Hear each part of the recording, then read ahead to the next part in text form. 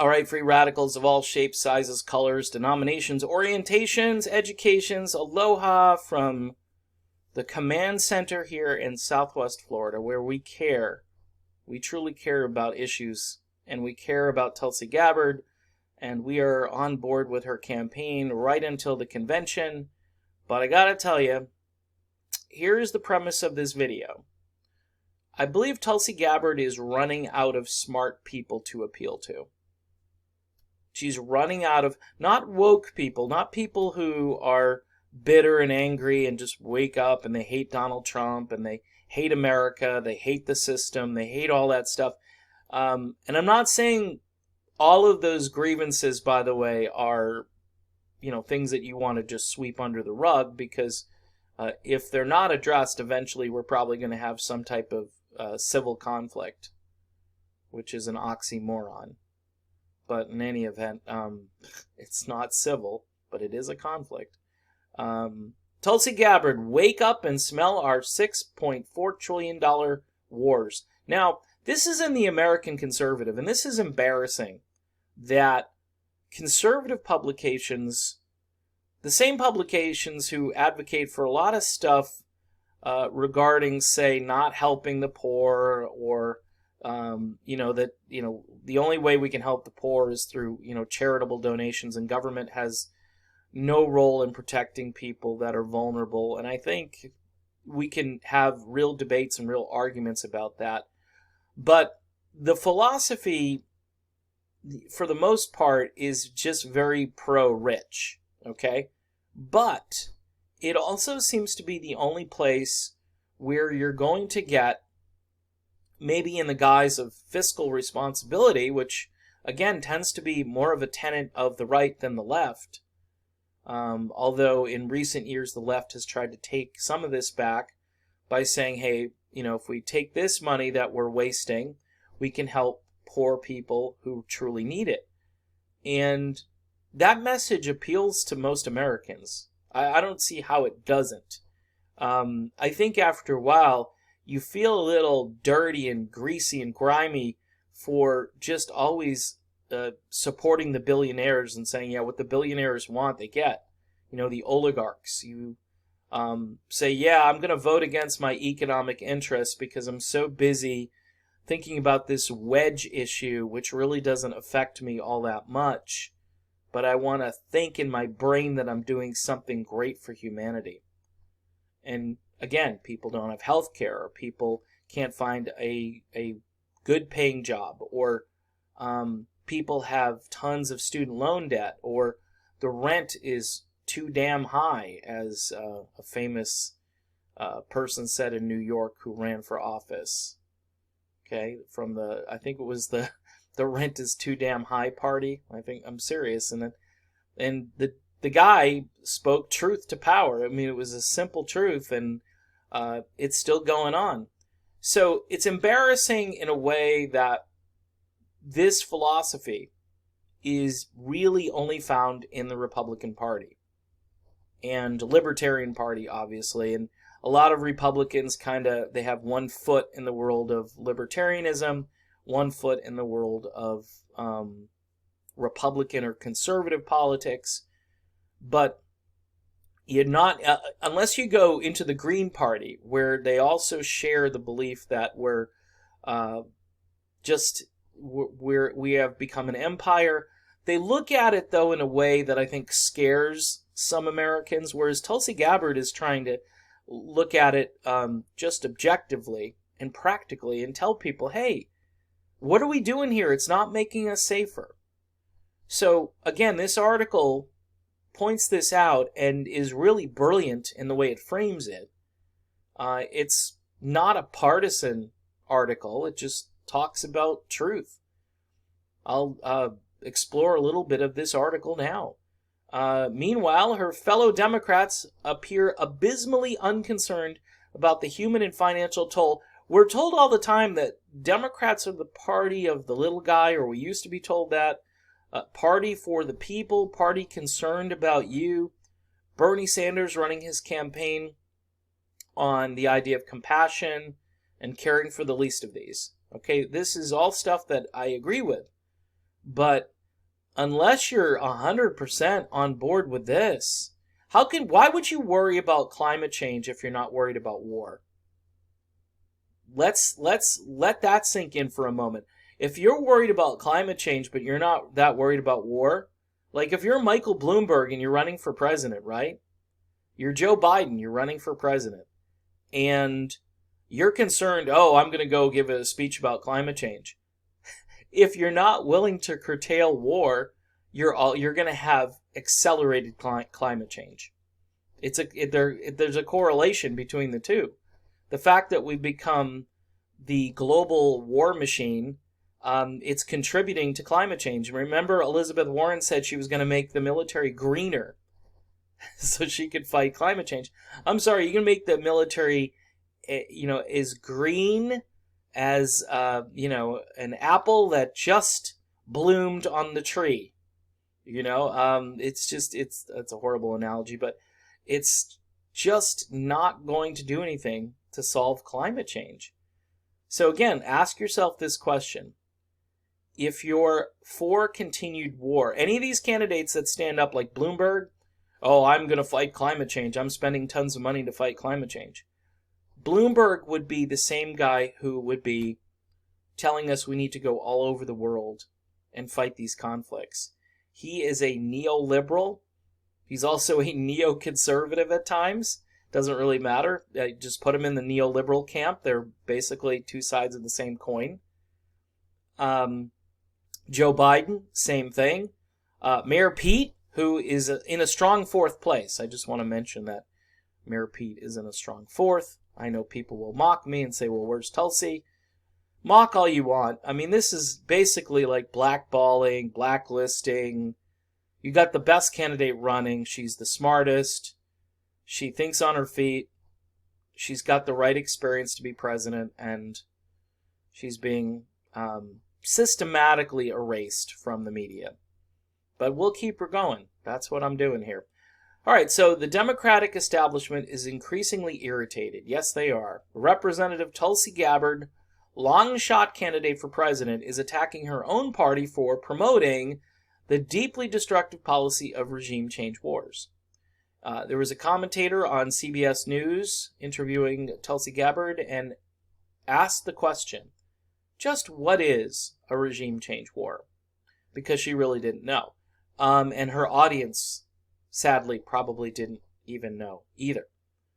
These people basically read a teleprompter. They're good at it. I watch them. I marvel. It's really remarkable how they can read the teleprompter and make it look unscripted. They need to help President Trump with that because he is horrible at reading the teleprompter. Anyway, Gabbard has even called Hillary Clinton the queen of warmongers, embodiment of corruption, and the personification of the rot that has sickened the Democratic Party. Now, if you're Republican, right, you're liking this even if you disagree with the sentiment. You probably, in some quarters, if you're a Republican, agree that, oh, we need to keep these wars going. That's one thing I kind of liked about Hillary Clinton. Yikes. And this is where the whole political system is kind of unraveling when it comes to labels. Because you can be a Rockefeller-style Republican and think the military is the greatest thing, which, I'm not bashing on the military, but idolizing the military all the time when we need doctors and teachers and lawyers and accountants and people that can fix an air conditioner and people who can fix plumbing and I could go on and on. We need tradesmen and women. Senator Chris Murphy complained, it's a little hard to figure out what itch she's trying, because there is no itch in the Democratic Party to derail, Northrop Grumman. Okay, there's no itch in the party to sideline Raytheon. They want to be the party of Raytheon. They want to be the party of General Dynamics. They don't want to miss a beat. They want to appeal to all the same constituencies Republicans appeal to. That's why when somebody gets overly optimistic and glib over on Twitter and says, oh no, she's doing great, Tulsi is doing fine. But again, I keep talking about the brick wall that is, I mean, it's here. I mean, she's being erased from polls every day. They'll put out a poll. I'm like, where's Tulsi's name? And you're starting to see Bloomberg. I even saw Deval Patrick on a poll with Amy Klobuchar, who needs to drop out. She needs to drop out. I mean, there are a bunch of people that need to drop out. Cory Booker supposedly got a boost from the last debate. He needs to drop out. I mean, there are certain people that aren't going anywhere. The Washington Examiner's Eddie Scarry, great name, by the way. Where is Tulsi distinguishing herself when it really matters? Seriously? Seriously, where is she distinguishing herself? Her whole campaign is distinguishing itself when it really matters. But to the establishment, this whole idea of us being warmongers, that's not an issue to them. They don't care. The answer, of course, from this article is that foreign policy really matters. Gabbard recognizes that George W. Bush is not the only simpleton warmonger who's plunged the nation into conflict, causing enormous harm. In the last presidential debate, she explained that the issue was personal to me, since she'd served in a medical unit where every single day I saw the terribly high human cost of war. The Democrats don't care about dead bodies. They don't care about dead American bodies. They don't seem to care about dead bodies that we create in other countries, of the people who live in those countries. Compare her perspective to that of the ivory tower warriors of both the left and the right. The best estimate of the costs of the post-9/11 war comes from the Watson Institute. The Institute says that $6.4 trillion will be spent through 2020. So our current national debt is something like, what, 21 trillion? And you can easily attribute 6.4 trillion to that number. Not to mention the budgets that we put out every year and how high those are, and how over the last 18, 19 years, we've put these budgets forward that probably add about $500 billion to the debt. So you can account for most of it. Plus, there have been articles I've read about the Pentagon misplacing trillions of dollars, literally like an accounting error. But hey, in the era where we can invent money, like we did back in September of this year, where we just printed $130 billion and gave it electronically. We digitized the money and we gave it to financial institutions that were hemorrhaging, or where interest rates were spiking, because the whole thing is more or less a Ponzi scheme, and it's been like this for quite some time. We can do that, but we can't, say, help the homeless, or clean up cities, or clean up the environment. We can't do those things. We just can't do it. We can't forgive student loan debt. Nah, we can't. It's $1 trillion. Although, again, $1 trillion here, $1 trillion there, it starts to add up to real money. But it's almost like we're living in a play money world now, where if we need it, certain elite people can create the money and give it to themselves, and to lubricate the system so banks and car companies and large financial institutions, those institutions can survive, but a guy like Graham Elwood loses his house. Okay, he's a guy who is a comedian who works with Jimmy Dore, and his story it's really compelling. So here are the best estimates. 6.4 trillion spent. Wars have killed 801,000 directly and resulted in a multiple of that number dead indirectly. More than 335,000 civilians have died, and that's an extremely conservative guess. Some 21 people have been forced from their homes, yet terrorism has only grown. The U.S. military is now involved in 80 nations doing counterterrorism. Yeah. So when Tulsi Gabbard says, it's not making us safer, it's like whack-a-mole. You hit the hornet's nest, the hornets get angry, and they buzz around for a while, and they do things, and then they essentially multiply and go elsewhere.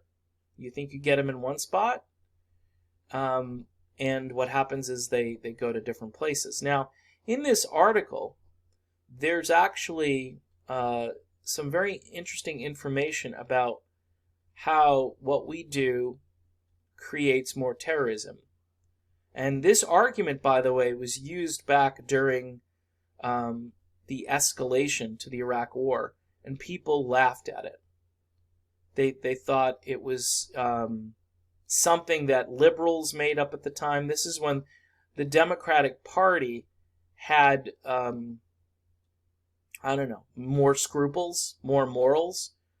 For instance, when questioned by the presiding judge in his trial, the failed 2010 Times Square bomber Faisal Shahzad, a U.S. citizen, cited the drone campaign in Pakistan. His colloquy with the judge was striking. I'm going to plead guilty 100 times forward because until the hour the U.S. pulls its forces from Iraq and Afghanistan and stops the drone strikes in Somalia and Yemen and in Pakistan and stops the occupation of Muslim lands and stops Somalia and Yemen and in Pakistan and stops the occupation of Muslim lands and stops killing the Muslims. Okay? So, again, doing this stuff, I think, it's created more terrorism. And this was the argument way back when we went to Iraq. And we were going to create more terrorism, and we have. We've created more. So what is the point of this video? First of all, this kind of information, this article in the American Conservative, is the kind of thing that won't get near a mainstream media news outlet. So that is why I'm bringing this to you. Secondly, my original premise is that Tulsi Gabbard is running out of smart people to appeal to.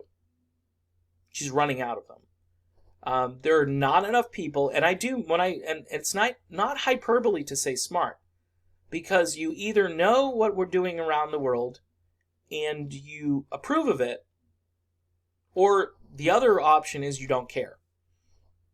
Two major political parties don't care. The only thing they really care about is that all of these wonderful military contractors who employ thousands of people, by the way, and who have cottage industries pretty much set up around, whether it's a military base, whether it's just a manufacturer of weapons and so forth. And again, that trickles down a little bit to the community that they live in. If you're a Democrat, for instance, and you live in a district that has a high-profile military installation, you're always going to be voting in a way that favors those people.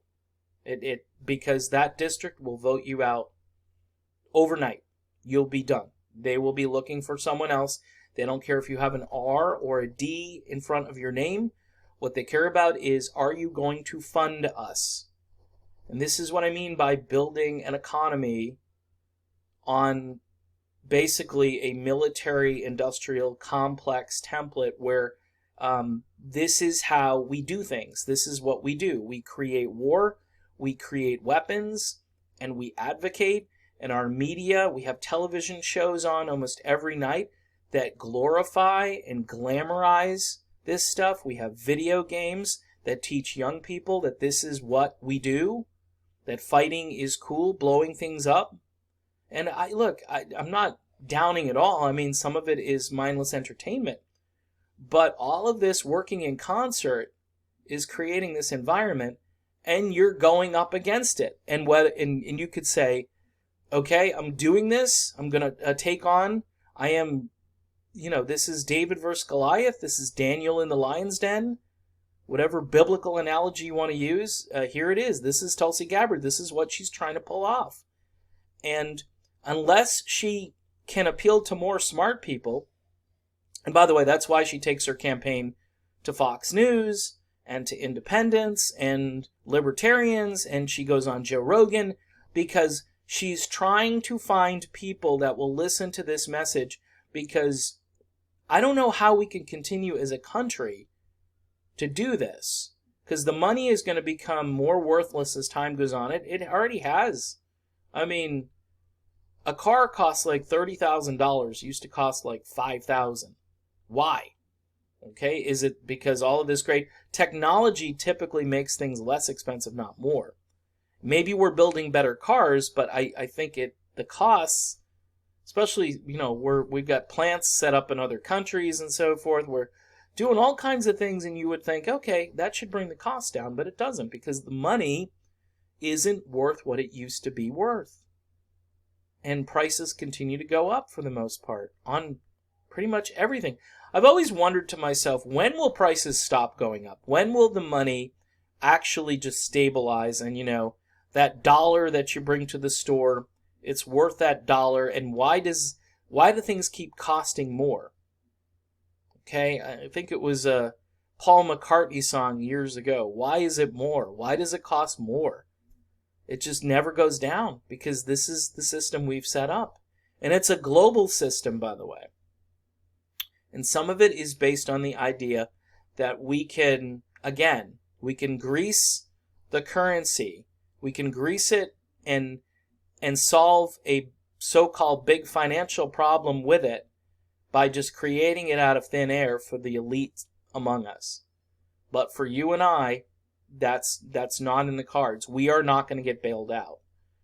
And the fact that $6.4 trillion, which is an incomprehensible number, has been spent on these wars, and there are not enough people around me to care or to understand this concept, and that they just want to go on in their haze and in their fog, and they want to live their life. Look, I want to live my life too. There are moments where I have said on this channel, in these videos, that I'm a dad, I'm a father, I'm a husband. That's fulfilling enough for me. And I could just live my life and not worry about this stuff. But I've gotten into this because I think the world as we know it will change dramatically, and it will happen drastically, and people will be wondering, why did that just happen? Because the United States has built their economy on this.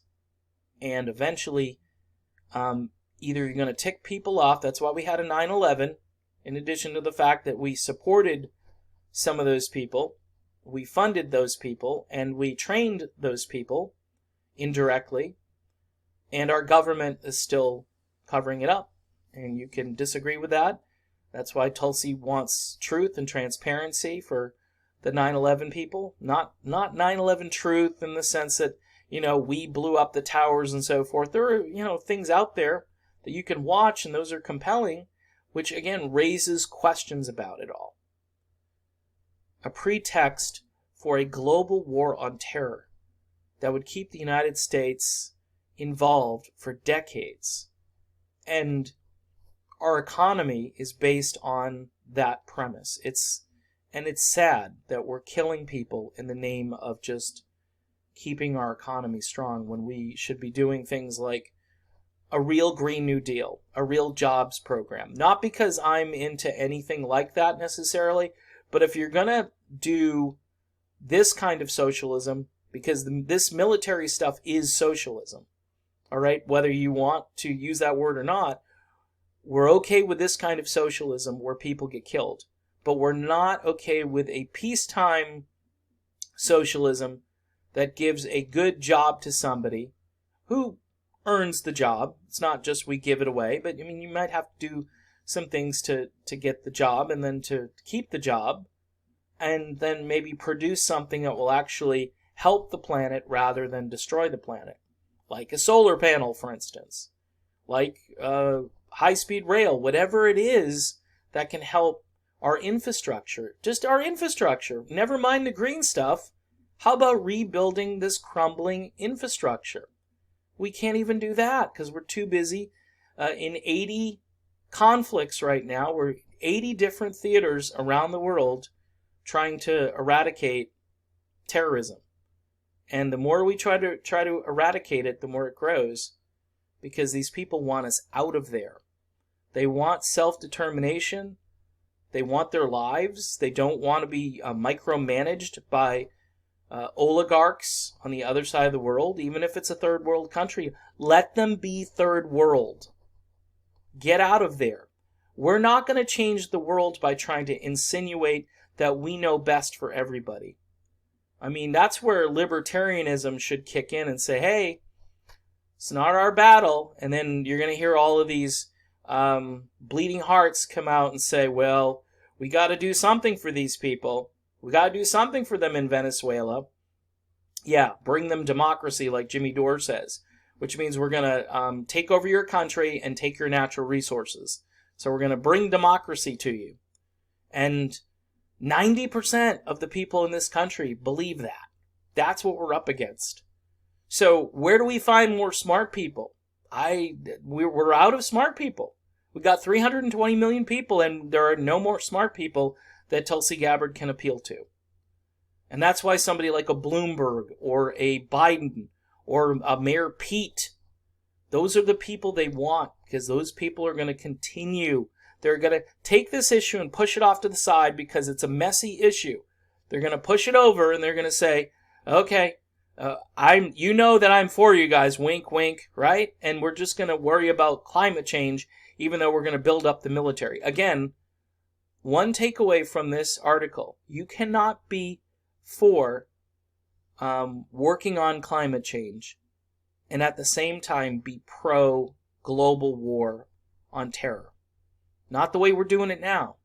You can't be. The two are not compatible. I'm not saying if a terrorist is here that you don't hunt them down and find them and alleviate that threat. I'm saying going around the world with the military, you're contradicting your views, Michael Bloomberg, Joe Biden, whoever else is advocating, even Bernie Sanders. I know Bernie is certainly less inclined to be militaristic, but until he really spells that out, you can't be for stopping climate change and then worrying about taking over Venezuela. I mean, because Maduro is bad or Assad is bad. You can't, because as soon as you start saying that, you're saying, okay, so we're going to have to send troops over there and we're going to blow things up and we're going to pollute the air and you're going to have more climate change. So anyway, where do we find the smart people? Where do we find them? We're out of them. And it's because we've created a culture that is numb to this issue. And it's tragic, because this is where our national debt comes from. This is how we shape minds of young people. And then they are militaristic or aggressive, and they don't know how to resolve conflict. And they'll say, well, if you don't like it, I'm just going to blow you up, blow this up, And we do it at the macro level. So don't be surprised at the micro level when shootings occur. And then people say, well, we need to take all the sharp objects away. And I disagree with that, because I don't own any firearms or anything, but I think people should be able to protect themselves from this military culture that's been created. And you're saying, well, you're just adding another log to the fire if you're saying that. No, because I'm an innocent bystander. I'm not participating. But if somebody crosses a line, I want to be able to tell them no. And sometimes you're going to have to speak in other languages other than, you can't just speak in words to these people, because they're going to, again, they're getting their cues from the world, from the way the world operates right now. All right, so I know this was a really heavy-duty video, and it's a really long video. If you stayed with me the whole way, I appreciate it. I'm getting demonetized more on YouTube because of these topics.